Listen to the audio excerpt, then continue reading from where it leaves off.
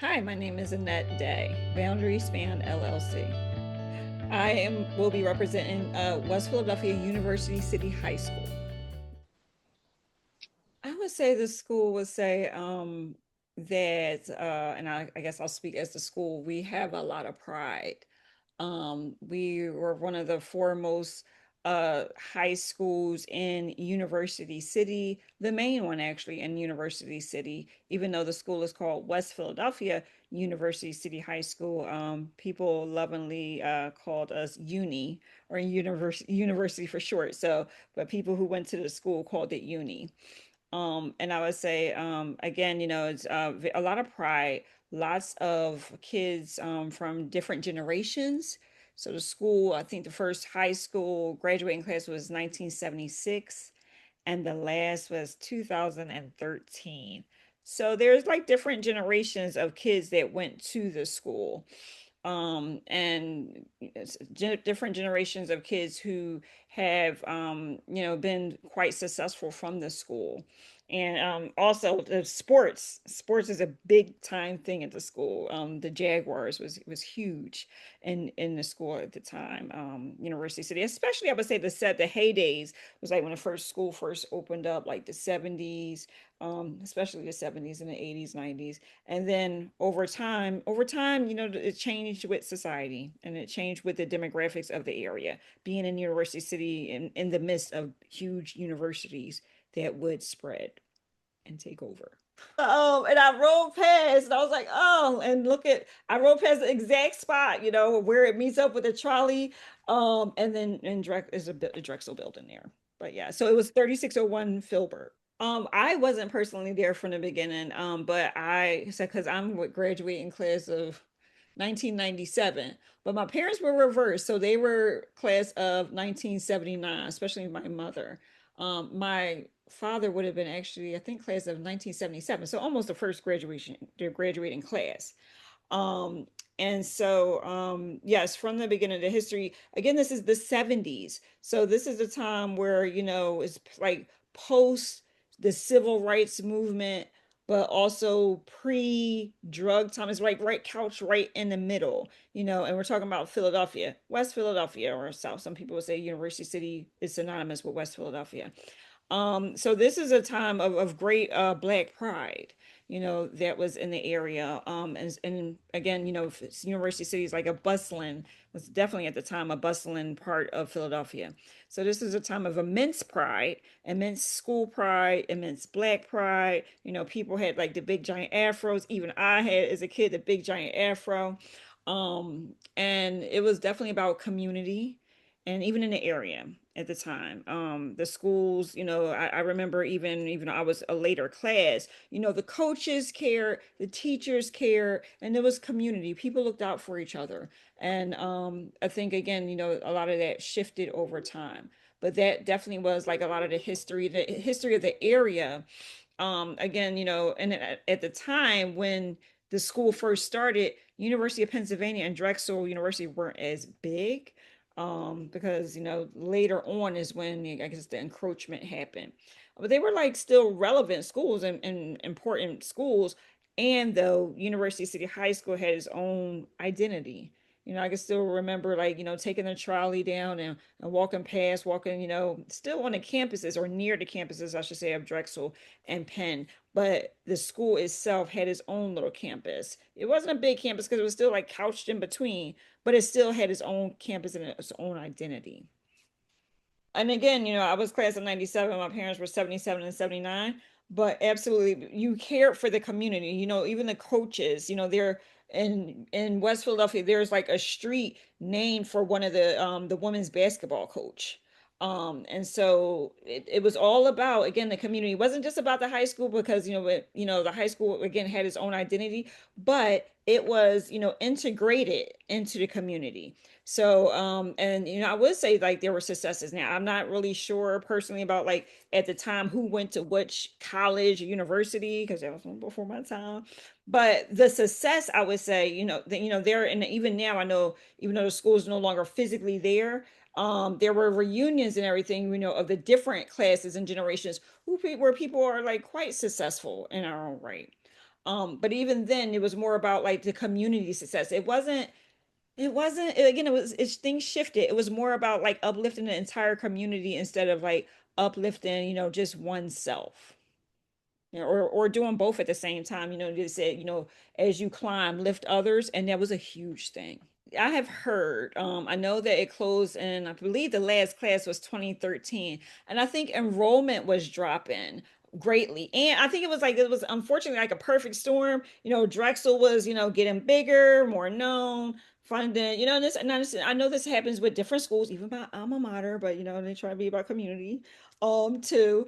But they were like, the schools wanted more land, and it was a nice piece of land. So the universities, I should say, wanted more land, and with enrollment dropping, the upkeep of the building, it was like getting to be an older building, so that was a lot. And I would most likely, say like I'll use this word encroachment again of charter schools because it was a public high school. Now it was a public high school that was also competing in Philadelphia. You have magnet high schools, right? So you had West Philadelphia University City High School, but like there's some competition as Philly would do.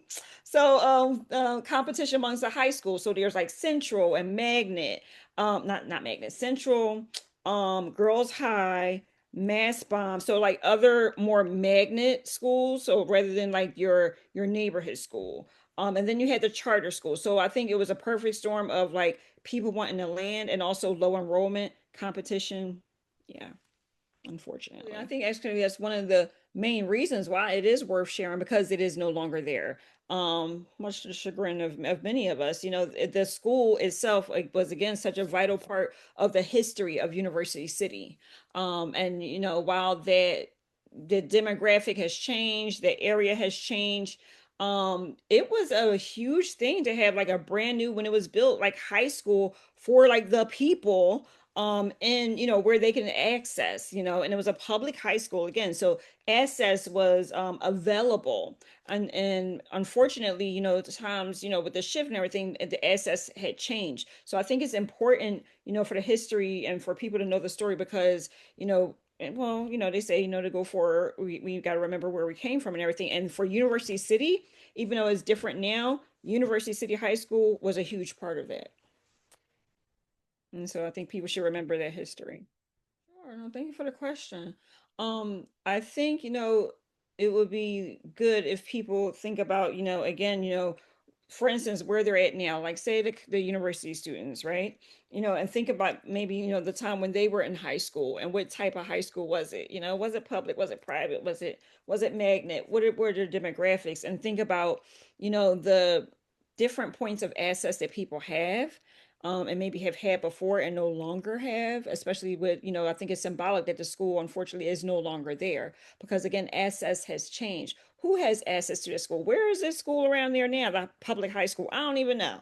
I'm sure there's one somewhere, but it's just different. And I think it'll be important for people to think about, how their earlier experiences cultivated who they are. Like I could tell you again, being from Philly and being like, adjacent to University City, there's a lot of pride, so there's a lot of pride in people who went, us people who went to uni. Just like there are pride, it's pride in, people and people form think about their identities from what high school they went to, what college they went to. There's a lot of pride. And I think, again, it's important for people to think about that when, we're thinking about like even the future generations, people, young people now, generations to come, think about like the earlier formative years because high school is such a pivotal point in people's lives. It's like really where you like in the middle, you're like, okay, you're not a little kid no more, but you ain't grown either, right? So you're like in the middle and trying to figure stuff out. So I think it's important to think about, maybe even a time where they're trying to figure stuff out. And a lot of us, even older folks, are still trying to figure stuff out, but it's an important part. It's an important point in time of people's lives.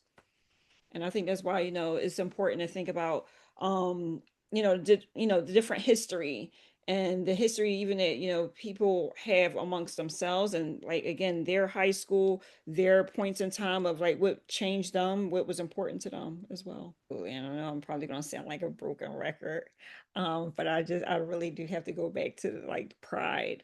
I remember, for instance, my African American studies teacher, Mrs. Harris, and like how important it was again. And this was like I went to high school in the 90s, so it was not the 70s, a little different.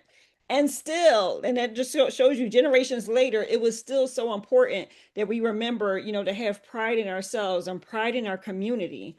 And when I was coming up, again, I still had neighbors that looked out for us. There was a lot going on, but there were still neighbors that looked out for you. The coaches looked out for you. So the pride of the school was immense. And it wasn't just academics, it was also athletics. Like we had like championship winning basketball teams. The Lady Jaguars was nothing to play with.